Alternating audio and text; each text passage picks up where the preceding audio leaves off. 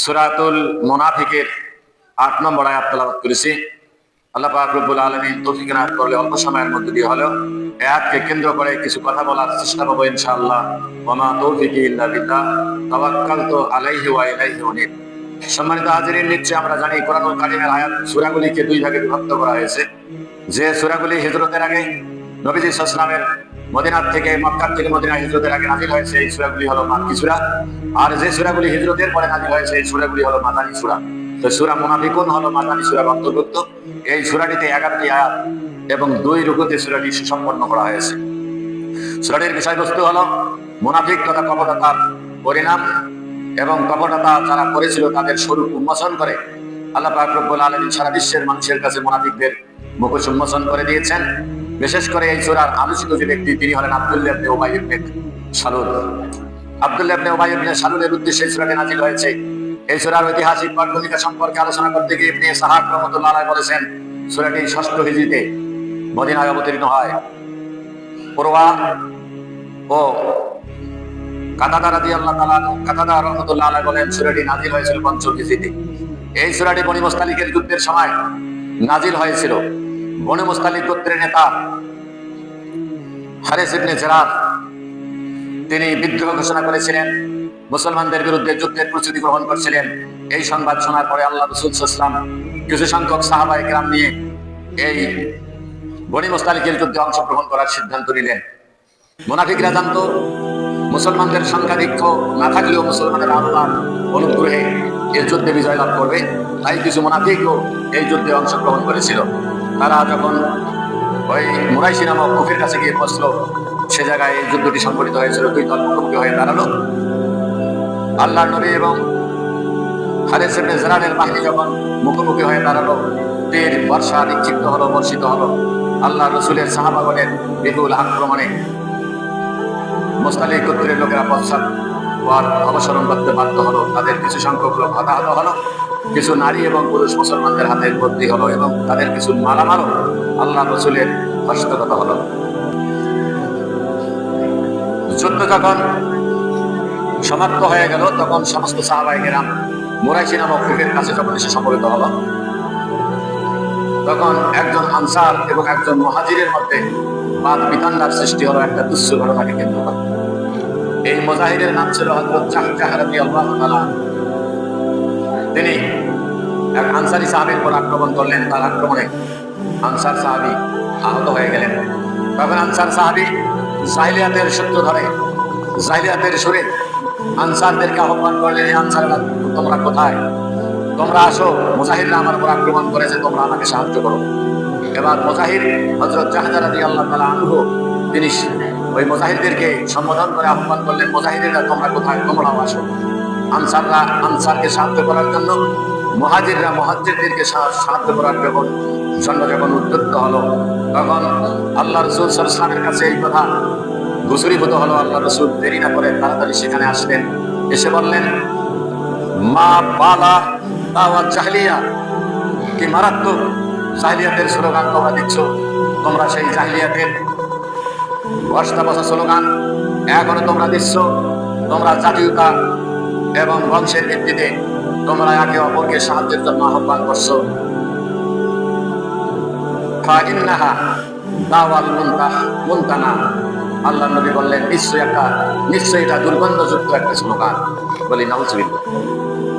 আল্লাহ নবী এই বক্তব্যে আল্লাহ নবী বললেন, তোমরা তোমার ভাইকে সাহায্য করবে। উনজুর আখাকা জালেমান আও মাজলুমান, তোমরা তোমার ভাইকে সাহায্য করবে, সে জালেম হোক অথবা মাজলুম হোক, যে সঠিক পথে আছে তোমরা তাকে কি করবে? সাহায্য করবে। তোমরা তো জানো জালেমকে সাহায্য করতে হবে তার জুলুমকে নিবৃত করার মাধ্য দিয়ে, আর মজলুমকে তো সাহায্য করতে হবে জালেমের হাত থেকে, তোমাদের জানাই রয়েছে। অতএব তোমাদের দায়িত্ব হলো তোমরা সবাই তোমার ভাইকে সাহায্য করবে। এখানে জাহিলিয়াতের কথা আসবে কেন? গোত্রপ্রীতির কথা আসবে কেন? বংশপ্রীতির কথা এখানে আসবে কেন? এখানে আসাদিয়াত আসবে কেন? আল্লাহ রসুলের এই বক্তব্যে সমস্ত সাহাবায়ে কেরাম তারা তাদের ভুল বুঝতে পারলো। ভুল বুঝতে পারার পরে তারা নিজেরাই তওবা করে সংশোধিত হয়ে গেল। ঠিক এই মুহূর্তে হযরত উবাদা ইবনে সাবিত রাদিয়াল্লাহু তাআলা আনহু তিনি হযরত জাহজাহ রাদিয়াল্লাহু তাআলা আনহুকে ওই আনসারীর কাছে নিয়ে গেলেন। নিয়ে গিয়ে ওই আনসারের সাথে তাকে ক্ষমা করিয়ে দুজনের মধ্যে ভ্রাতৃত্বের বন্ধন পুনরায় আবদ্ধ করে দিলেন। এই কথা যখন আব্দুল্লাহ ইবনে উবাইয়ের কর্ণগোচর হলো যে মুহাজির এবং আনসারদের মধ্যে বাকবিতণ্ডার সৃষ্টি হয়েছে, তারা হাতাহাতির এক পর্যায়ে মারামারির উদ্যোগ গ্রহণ করেছে, তখন সেটাকে সুবর্ণ সুযোগ গ্রহণ করে আনসার এবং মুহাজিরদের মধ্যে একটা দ্বন্দ্ব বাঁধাবার জন্য সে বলল যে আমরা দুর্বলরা, সে মুনাফিকদের একটা সমাবেশ করলো মুনাফিকদেরকে নিয়ে, সেখানে সে বক্তব্য দিল যে সবালরা এখান থেকে মদিনায় ফিরে দুর্বলদেরকে মদিনার থেকে কি করবে, বিতাড়িত করবে। এই বক্তব্য যখন দিল তখন একজন মাত্র মোমেন সেখানে ছিল, তিনি অল্প বয়স্কা একজন মোমেন ছিলেন, তার নাম ছিল যায়েদ বিন আকরাম রাদিয়াল্লাহু তাআলা, যায়েদ বিন আরকাম রাদিয়াল্লাহু তাআলা। যায়েদ বিন আরকাম রাদিয়াল্লাহু বললেন, হে হতভাগ্য, হে মুনাফিক, তুমি দুর্বল, আল্লাহর রাসূল অবশ্যই সবল, মুসলমানেরা সবল, তুমি দুর্বল। এই বলে আব্দুল্লাহ ইবনে উবাইয়ের কথা প্রতিবাদ যখন করলো হযরত আকরাম, যায়েদ বিন আকরাম রাদিয়াল্লাহু তাআলা, তখন আব্দুল্লাহ ইবনে উবাই বুঝতে পারলো যে আমার এই বক্তব্যের স্বরূপ যখন মুসলমানদের কাছে প্রকাশ পেয়ে যাবে, তখন মুসলমানেরা আমার বিরুদ্ধে কঠোর ব্যবস্থা অবলম্বন করবে। তাই সে তার সুর পাল্টিয়ে বললো, আমি এটা উপহাস করে বলেছি, তুমি এই কথা আর কাউকে বলো না। কিন্তু সাহাবায়ে কেরাম রিজওয়ানুল্লাহ আলাইহিম আজমাইন আল্লাহর রাসূলকে নিজের বাবা মা, ধন সম্পদ, আত্মীয় স্বজন, এমনকি নিজের জীবনের চাইতে বেশি ভালোবেসেছিল। তাই হযরত যায়েদ বিন আকরাম রাদিয়াল্লাহু তাআলা কাল বিলম্ব না করে সরাসরি আল্লাহর রাসূলের কাছে গিয়ে এই ঘটনা ব্যক্ত করলেন। আল্লাহর রাসূল এই ঘটনা শোনার পরে তার মুখে কালিমার ছাপ অঙ্কিত হলো, আল্লাহর রাসূলের নূরানী মোবারক বিমর্ষ হয়ে গেল। তিনি যায়েদ বিন আরকাম রাদিয়াল্লাহু আনহু ছোট হওয়ার কারণে তাকে জিজ্ঞাসা করলেন, হে বৎস, তুমি সত্য কথা বলছো তো?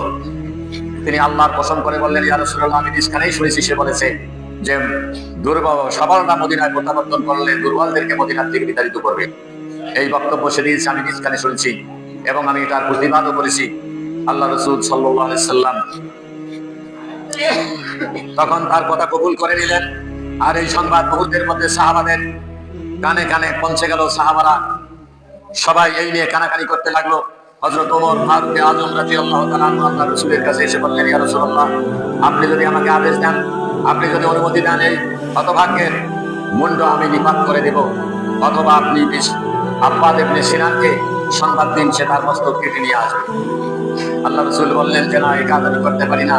আমি যদি আব্দুল্লাহ ইবনে উবাইকে হত্যার নির্দেশ দেই, তখন মানুষেরা আমার অপবাদ করতে থাকবে, আমার বিরুদ্ধে দুঃসারণা করতে থাকবে যে কেমন নবী, তিনি তার সাহাবীদেরকে হত্যা করে, বলি নাউজুবিল্লাহ।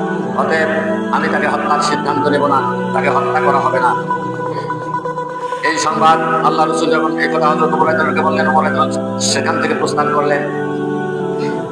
উবাই ইবনে কাবের পুত্র নাম ছিল আব্দুল্লাহ ইবনে উবাই ইবনে সালুলের পুত্র নাম ছিল আব্দুল্লাহ, তার নাম ছিল আব্দুল্লাহ। তার কাছে এই সংবাদ পৌঁছে গেল যে তার পিতাকে হত্যা করা হবে। তিনি জলদি করে আল্লাহ রাসূলের কাছে আসলেন, বললেন, ইয়া রাসূলুল্লাহ, আমার বাবাকে যদি হত্যা করার আদেশ দেন, আমাকে আদেশ দিন, আমি আমার পিতার মুন্ডটা কেটে এনে আপনার পদপ্রান্তে রেখে দেব। রাসূল সাল্লাল্লাহু আলাইহি ওয়াসাল্লাম বললেন, আব্দুল্লাহ, তোমার পিতাকে হত্যা করার আমার কোনো অভিলাষ নাই, সংকল্প নাই, আমি এই সিদ্ধান্ত গ্রহণ করি নাই, আমি তোমার বাবাকে হত্যা করবো না। তারপরেও আব্দুল্লাহ বললেন, ইয়া রাসূলুল্লাহ, আমার পিতাকে যদি কেউ হত্যা করে, আমি আমার চোখের সামনে আমার পিতাকে হত্যা করলে আমি তার ছেলে হিসাবে আমি তার প্রতিশোধ নিতে মরিয়া হয়ে উঠে পড়ে লাগবো। যে কোনো একদিন আমি তার প্রতিশোধ দিয়ে বসবো, তখন আমি গুনাহগার হয়ে যাবো। অতএব কারণে আপনি যদি চান, আমাকে আদেশ দিলে আমি আমার পিতার মাথা কেটে এনে আপনার পদপ্রান্তে রেখে দেবো। চিন্তা করুন কত বড় রাসূল প্রেম, কত বড় রাসূলের আশিক। আল্লাহ রাসূল সাল্লাল্লাহু আলাইহি ওয়াসাল্লাম মৃদু হেসে দিয়ে বললেন, আব্দুল্লাহ, এর অভিপ্রায় তো আমার নাই। অতঃপর আল্লাহ নবী চিন্তা করলেন যে সাহাবাদের মধ্যে এই কথা নিয়ে অনেক মারামারি হয়ে যাবে। ছোট সাহাবী হযরত যায়েদ বিন আকরাম রাদিয়াল্লাহু তাআলা আনহুকে সমস্ত আনসাররা ক্রিটিসাইজ করতে লাগলো, ব্যঙ্গ বিদ্রুপ করতে লাগলো, তোমার কারণে আজ আমাদের মধ্যে বিচ্ছেদের সৃষ্টি হতে যাচ্ছে। গোত্রের একজন বড় নেতা, একজন অভিজাত নেতার বিরুদ্ধে তুমি অভিযোগ দিয়েছো আল্লাহর রাসূলের কাছে। তখন যায়েদ বিন আকরাম রাদিয়াল্লাহু তাআলা বিচলিত হলেন। তিনি তাকে আত্মগোপন করে রাখার চেষ্টা করলেন এবং নিজেকে নিজে তুচ্ছ জ্ঞান করতে লাগলেন যে আমি এটা কি কাজ করলাম। অতঃপর আল্লাহ রাসূল সাল্লাল্লাহু আলাইহি ওয়াসাল্লাম সিদ্ধান্ত গ্রহণ করলেন যে এখান থেকে কাফেলাকে অন্যত্র নিয়ে যেতে হবে। আল্লাহ রাসূল ঘোষণা দিলেন, এখন আমরা সফরের উদ্দেশ্যে বের হব, তোমরা নিজ নিজ বাহন নিয়ে রেডি হয়ে যাও। আল্লাহ রাসূলও তার কাসওয়া নামক গোষ্ঠীর উপর আরোহণ করলেন। কাফেলা যখন চলে যেতে আরম্ভ করলো, 3 বছরে আল্লাহ নবী আব্দুল্লাহ ইবনে উবাই ইবনে সালুলের দেখা পেলেন। তিনি তাকে কাছে ডেকে নিয়ে বললেন, আব্দুল্লাহ, তোমার বিরুদ্ধে যে অভিযোগ আমার কাছে পেশ করা হয়েছে, তুমি সত্য করে বলো তো এই অভিযোগটা সত্য না মিথ্যা? আব্দুল্লাহ আল্লাহর নামে কসম করে বলল, ইয়া রাসূলুল্লাহ, আল্লাহর কসম করে বলছি এগুলি আমি বলি নাই। যায়েদ ইবনে আকরাম আমার বিরুদ্ধে মারামারি করে বলেছে, যাতে করে আমাদের মধ্যে একটা বিভেদের সৃষ্টি হয়। বারবার কসম খাওয়ার কারণে আল্লাহর নবী আব্দুল্লাহ ইবনে উবাইয়ের কথাটা কবুল করে নিলেন। এতে করে এই আকরাম রাদিয়াল্লাহু তাআলা আনহুর উপরে সমস্ত সাহাবাদের বিদ্বেষ আরো বেড়ে গেল। সবাই তাকে আরো বেশি করে ক্রিটিসাইজ করতে লাগলো। অতঃপর আল্লাহর নবী যখন সফরের উদ্দেশ্যে রওনা হলেন, একদিন এক রাত অবিরাম ভাবে চলল কাফেলা চলার পরে সূর্যের কিরণ যখন গায়ে লাগা শুরু হয়ে গেল, আল্লাহর নবী বললেন, কাফেলাকে এখানে থামিয়ে দাও, এখানে তাঁবু টাঙবো, এখানে আমরা বিশ্রাম গ্রহণ করবো। বিশ্রাম গ্রহণ করার জন্য যখন সেখানে তারা তাঁবু খাটালো, একদিন এক রাত অবিরাম সফর। তাঁবুর ভেতরে ঢোকার সঙ্গে সঙ্গে সমস্ত সাহাবায়ে কেরাম ঘুমিয়ে পড়লেন। ঘুমিয়ে যখন পড়লেন, তখন যায়েদ ইবনে উবাদা ইবনে সাবিত রাদিয়াল্লাহু তাআলা আনহু তিনি আব্দুল্লাহ ইবনে উবাইয়ের কাছে গেলেন, বললেন, আব্দুল্লাহ, তুমি যা করেছো আসো, তুমি রসুলের কাছে আসলে আমরা তোমার জন্য রসুলের কাছে সুপারিশ করবো, রসুল তোমার জন্য আল্লাহর কাছে দোয়া করবে, আল্লাহ পাক রব্বুল আলামিন তোমার গুনাহগুলি মাফ করে দিবে বলি সুবহান। তখন আব্দুল্লাহ মুখ ঘুরিয়ে দিল যে না, কখনো হতে পারে না, আমি কখনো আল্লাহ রসুলের কাছে যাব না এবং তার কাছে আমি নিজের ভুল স্বীকারও করবো না। তারপর আব্দুল্লাহ রাদিয়াল্লাহু তাআলা আবু বকর ইবনে সাবিত রাদিয়াল্লাহু তাআলা মৃত্যুবরণ হয়ে সেখান থেকে ফিরে গেলেন। তিনি বললেন যে, আব্দুল্লাহ, তুমি যে হটকারিতা প্রদর্শন করতেছো, অতি সত্বর তোমার বিরুদ্ধে আল্লাহ পাক রব্বুল আলামিন তোমার মুখ উন্মোচন করে কোরআনের আয়াত বা সূরা নাযিল করবেন। তিনি এই কথা বলে যখন আল্লাহ রাসূলের আব্দুল্লাহ ইবনে উবাইয়ের কাছ থেকে প্রস্থান করলেন, তখন হযরত যায়েদ বিন আকরাম রাদিয়াল্লাহু তাআলা তিনিও মনে মনে অভিপ্রায় ব্যক্ত করতে লাগলেন, আল্লাহ, আমি তো সত্য কথা বলেছি, কিন্তু আমি ছোট হওয়ার কারণে আমার কথায় কেউ গুরুত্ব আরোপ না করে আব্দুল্লাহ ইবনে উবাইয়ের কথার উপর গুরুত্ব আরোপ করেছে। আল্লাহ, তুমি আমার সত্যটাকে কি করে দাও, জাতির সামনে উন্মোচন করে দাও, আমার সত্যটাকে প্রকাশ করে দাও। হযরত যায়েদ বিন আরকাম রাদিয়াল্লাহু বলেন, আমার পুষ্টি এবং আল্লাহ রাসূলের পুষ্টি ঘেঁষাঘেঁষি করে যাচ্ছিল। 3 বছরে আমি লক্ষ্য করলাম আল্লাহ রাসূলের জবান ভারী হয়ে আসতেছে, তার কপাল ঘর্মাক্ত হয়ে গেছে, তার পুষ্টি ওহী নাজিলের ভারে নুয়ে পড়ার উপক্রম হয়েছে। দেখতে দেখতে কিছুক্ষণের মধ্যে এই অবস্থা কেটে গেল। যখন আল্লাহ নবী বাম হাত দিয়ে আমার কান ধরলেন এবং বললেন, ইয়া গোলাম, সাদাকাল্লাহু হাদিসুকা নাযালাত সূরাতুল মুনাফিকিন মিন আউয়ালিহা ইলা আখিরিহা। আল্লাহ নবী বললেন, হে বালক, আল্লাহ পাক রব্বুল আলামিন তোমার কথাকে সত্যে রূপান্তরিত করেছেন। সূরা মুনাফিকুন শুরু থেকে নিয়ে শেষ পর্যন্ত এই মুহূর্তে আমার কাছে নাযিল হয়েছে, বলি সুবহানাল্লাহ। সূরা মুনাফিকুন যখন নাযিল হয়ে গেল, নাযিল হওয়ার পরে আল্লাহর নবী সাহাবাদেরকে বললেন যে, আব্দুল্লাহ ইবনে উবাই আসলেই মিথ্যা কথা বলেছে। সে যে কসম করেছিল, এই কসমটা ছিল তার দোষ ত্রুটিকে আড়াল করার কসম। সে যে দোষ করেছে, সে যে আমার বিরুদ্ধে বক্তব্য দিয়েছে, মুসলমানদের বিরুদ্ধে বক্তব্য দিয়েছে, এই বক্তব্যগুলিকে আড়াল করার জন্য সে কসম করেছে। সে অবশ্যই বলেছে, সে কথা আল্লাহ পাক রব্বুল আলামিন আব্দুল্লাহ ইবনে উবাইয়ের বক্তব্যটা হুবহু কোরআনুল কারীমের সূরা মুনাফিকুনের 8 নম্বর আয়াতে ব্যক্ত করেছেন। ইয়াকুলুনা লা রাজআনা ইলাল মাদিনা, তারা বলিতেছিল, যখন আমরা মদিনায় প্রত্যাবর্তন করব, লা ইউখরিজান্না, অবশ্যই বের করে দিবে, আহাজ্জু, শক্তিশালীরা, মিনহা, মদিনা হইতে, আযাল্লাহ, দুর্বলদেরকে। অর্থাৎ মুনাফিক নেতা আব্দুল্লাহ ইবনে উবাই যে বক্তব্য দিয়েছিল, আমরা এখান থেকে মদিনায় প্রত্যাবর্তন করে আমরা সবলরা কি করবো, দুর্বলদেরকে বের করে দিব। অর্থাৎ আমরা সবল, আমরা মদিনার অধিবাসী, আমরা খাজরাজ গোত্রের নেতা। আর সাহাবায়ে কেরাম, আল্লাহর নবী এবং মুজাহিদগণ, তারা মক্কা থেকে মদিনায় আসছে, তারা হলো উঠক্কর মানুষ, তাদের তো আসলে কি নাই, শক্তি নাই, তারা দুর্বল। অতঃপর আল্লাহ পাক রব্বুল আলামিন জানিয়ে দিচ্ছেন, আব্দুল্লাহ ইবনে উবাই ও মুনাফিকেরা জানে না আসল শক্তির উৎস কি। ওয়ালিল্লাহিল ইজ্জাতু ওয়া লিরাসূলিহি ওয়া লিল মুমিনিন। আল্লাহ বলছেন, নিশ্চয়ই সমস্ত ক্ষমতা আল্লাহ এবং তার রাসূলের এবং মুমিনদের জন্য, বলি সুবহানাল্লাহ। সমস্ত ক্ষমতা কার? আল্লাহ। সমস্ত ক্ষমতা রাসূলের এবং মুমিনদের। আল্লাহ এবং আল্লাহর রাসূলের প্রতি আনুগত্যের কারণে মুমিনদের উপরে আল্লাহ পাক রব্বুল আলামিন কি করবেন? রহমত নাজিল করবেন, সাকিনা নাজিল করবেন। এই সাকিনার বলে মুসলমানেরা বলিয়ান হবে। ওয়ালাকিন্নাল মুনাফিকিনা লা ইয়ালামুন, বরং মুনাফিকীরা এই সম্পর্কে কিছুই জানে না। সম্মানিত হাজিরিন, এই সূরা যখন নাজিল হয়ে গেল, এবার কাফেলা চলছে মদিনার দিকে। হযরত আব্দুল্লাহ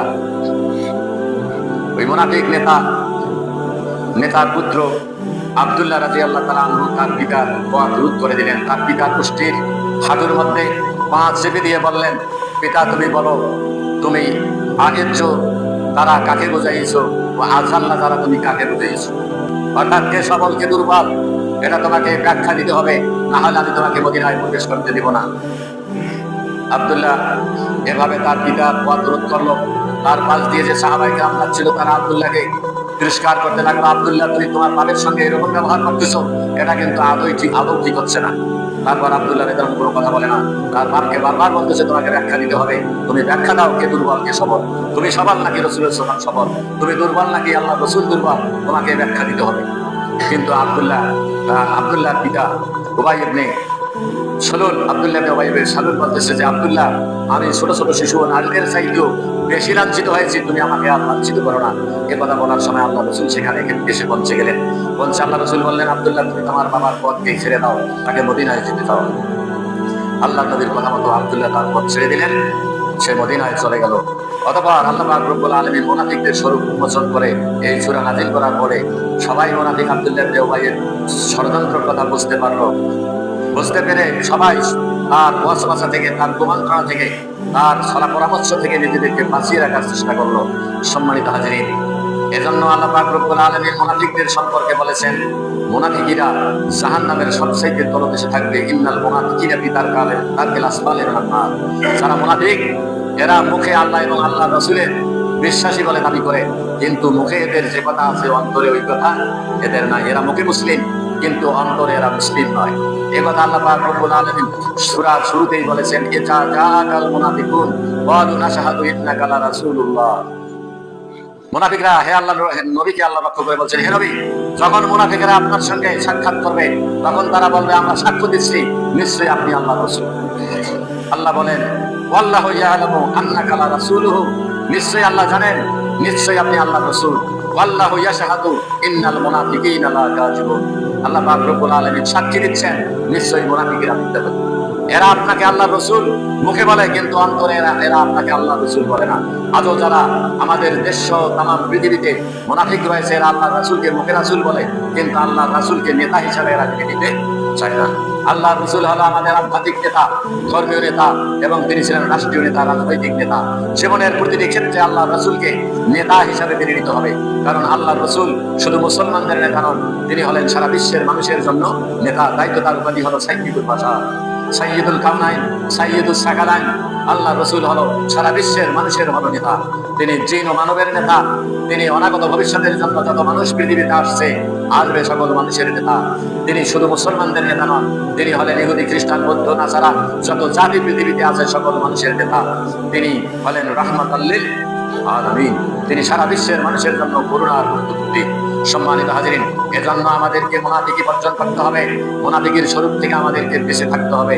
মুনাফিকি আমাদের করা যাবে না, কারণ যদি আমরা মুনাফিকি করি মুনাফিকের পরিণাম সম্পর্কে আল্লাহ পাক রব্বুল আলামিন কুরআনুল কারীমে বলেছেন, ওয়া ইযা রাআইতুহুম তুজিবুকা আছাবুহুম।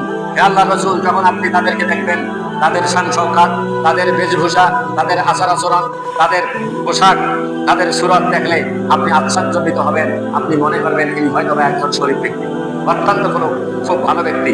তার শরীরের দেহ কাঠামো, তার পোশাক পরিচ্ছদ আপনাকে বিস্ময়কর করবে, আপনাকে আশ্চর্যজনিত করবে।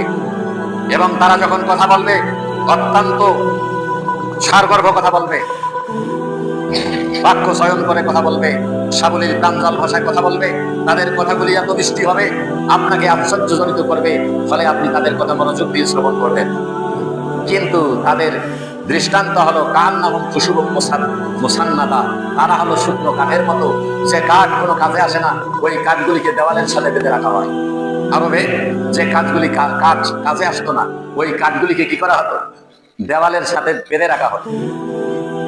কাজে আসতেছে না, কি করবে? তাদের দৃষ্টান্ত হলো ওই কাঠের মতো, যে কাঠ কি করা হয়, যে শুকনো কাঠ কাজে ব্যবহার না হওয়ার কারণে দেওয়ালের সাথে বেঁধে রাখা হয়। তাদের দৃষ্টান্ত হলো শুকনো কাঠের মতো। শুকনো কাঠের ভেতরে যেমন কোনো কিনাই উপকারিতা নাই, ওই রকম মুনাফিকদের আচার মানে চাল চলন, পোশাক আশাক ভালো হলে কি হবে, তাদের কথাবার্তা ভালো হলে কি হবে, তাদের কথাবার্তা রোমান্টিক হলে কি হবে, কিন্তু তাদের অন্তর হলো আল্লাহর ভয় শূন্য, অন্তঃসার শূন্য, তাদের অন্তঃকরণে কোনো না আল্লাহর ভয় নাই, রাসূলের মুহাব্বত নাই। এরা শুকনো কাঠের মতো। ইয়াসাবুনা কুল্লা সাইহাতিন আলাইহিম, যখন তারা কোনো সরগোল দেখে তখন তারা মনে করে তাদের বিরুদ্ধে কোনো কিছু ব্যবস্থা নেওয়া হচ্ছে। যেখানেই তারা কোনো সরগোল দেখবে তারা মনে করবে যে এটা আমাদের বিরুদ্ধে কিছু সরগোল হচ্ছে। এটা মুনাফিকদের ধারণা। এরা কারো বিরুদ্ধে ষড়যন্ত্র হলে এরা নিজেদের ষড়যন্ত্র বলে এটা গ্রহণ করে। সম্মানিত হাজিরিন, অতএব কারণে মুনাফিকি বর্জন করতে হবে।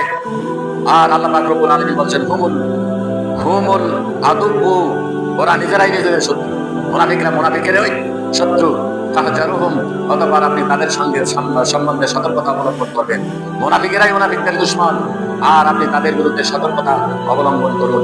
কাতালাহুমুল্লাহ, আল্লাহ তাদেরকে ধ্বংস করে দিবেন। ফাআন্না ইউফাকুন, কারণ তারা ধর্ম দ্রোহিতার মধ্যে শামিল রয়েছে। তারা মুসলমানদের মধ্যে একটার পর একটা মুসলমানদের বিরুদ্ধে ষড়যন্ত্রে লিপ্ত রয়েছে। অতএব কারণে আল্লাহ পাক রব্বুল আলামিন তাদেরকে কি করে দিবেন? ধ্বংস করে দিবেন। বলি নাউজুবিল্লাহ।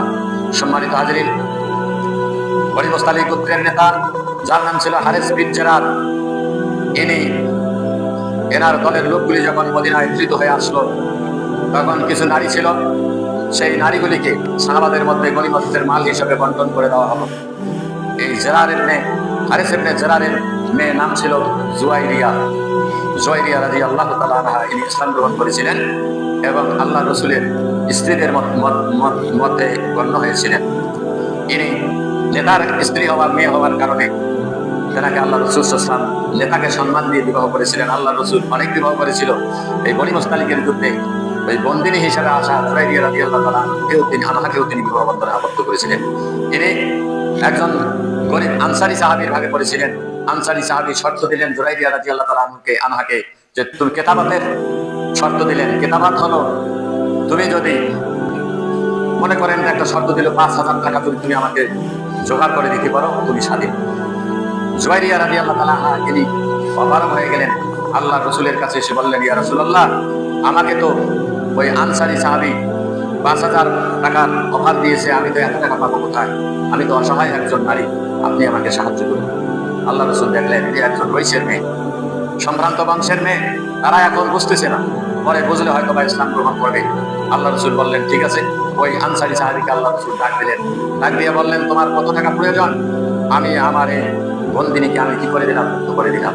তোমার যত টাকা প্রয়োজন তুমি আমার কাছ থেকে নিয়ে নিও। সাহাবায়ে কেরাম আল্লাহ রসুলের এই কথা শুনে ওই সাহাবীকে বললেন, ঠিক আছে, তুমি তোমার তাহার করে নাও। জুরাইরিয়া রাদিয়াল্লাহু আনহাকে আল্লাহ রসুল স্বাধীন করে দিলেন। এই স্বাধীন হওয়ার সুবাদে তিনি ইসলাম ধর্ম গ্রহণ করলেন। তিনি যখন ইসলাম ধর্ম গ্রহণ করলেন, আল্লাহ রসুল বললেন, আমি তোমাকে বিবাহ করতে চাই। জুরাইরিয়া রাদিয়াল্লাহু আনহা বললেন, ঠিক আছে, আমি আপনার এই প্রস্তাব সাদরে গ্রহণ করলাম। তিনি আল্লাহ রসুলের বিবিদের অন্তর্ভুক্ত হলেন। সম্মানিত হাজিরিন, এই আব্দুল্লাহ ইবনে উবাই সম্পর্কে যত কথা আমি বলেছি সব কথার রেফারেন্স কিন্তু এই সূরার মধ্যেই আছে। এই সময় স্বল্পতার কারণে সেই সব কথাগুলি বলা সম্ভবপর হচ্ছে না। আমাদেরকে সিদ্ধান্ত নিতে হবে মুনাফিকি আসলে কুফরির নামান্তর। এই কথার দলিল হলো, তারা যখন সূরা বাকারার মধ্যে আল্লাহ বলছেন, তো যখন তারা তাদের বন্ধুদের সঙ্গে মিলিত হয় তখন তারা বলে যে ইন্নামা নাহনু মুস্তাহজিউন, আমরা তোমাদের সাথেই আছি। তখন কাফেররা বলে, তোমাদেরকে যে মুসলমানদের সঙ্গে উঠা বসা করতে দেখা যায়, তখন বলে যে আমরা ওদের সঙ্গে একটু ঠাট্টা করি। এই কথার মধ্য দিয়ে তারা মুসলমান ইসলাম গ্রহণ করার পরেও কি করেছে? কুফরি করেছে। মুনাফিকরা একদিক থেকে মুনাফিক, আর একদিকে কাফের। এই কারণে আল্লাহ পাক রব্বুল আলামিন তাদেরকে ধ্বংস করে দিবেন। এই কথা আল্লাহ নিজেই বলেছেন, কাতালাহুমুল্লাহ, আল্লাহ তাদেরকে ধ্বংস করবেন। তারা টুডে অর টুমরো ধ্বংস হবে। তাদের অবস্থা পৃথিবীর ইতিহাসে আস্থা করে নিক্ষিপ্ত হবে।